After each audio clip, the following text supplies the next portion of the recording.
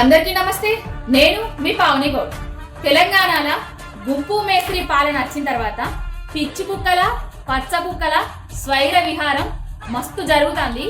ఏ విధంగా చేస్తానో ఒక్కసారి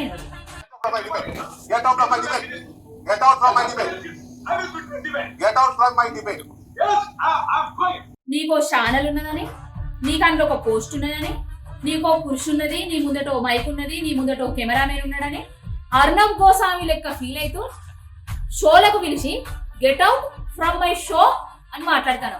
ఏమనుకుంటారా బిడ్డ? తెలంగాణ ఉద్యమకారుడు బాపు కేసీఆర్ గారి వెంట నడిచిన సైనికుడు రవణ గారు, ఆయన ఒక ఎమ్మెల్సీ. ఆయనను పట్టుకొని గెట్ అవుట్ అంటారవా? తెలంగాణకు నీకేం సంబంధం రా? నీ ఛానల్కి ఏం సంబంధం రా?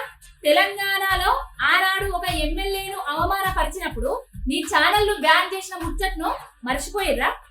రోదరాతలు, శిలక పలుకులు ఏది పడితే అది రాస్తామనుకొని బిర్రవీగుతారు. బిడ్డ, నోరు జాగ్రత్తగా పెట్టుకోర్రి, ఒళ్ళు జాగ్రత్తగా పెట్టుకోర్రి. మీ నోరును, మీ ఛానల్ను ఫినాయిల్ తోటి కడుగుతాం.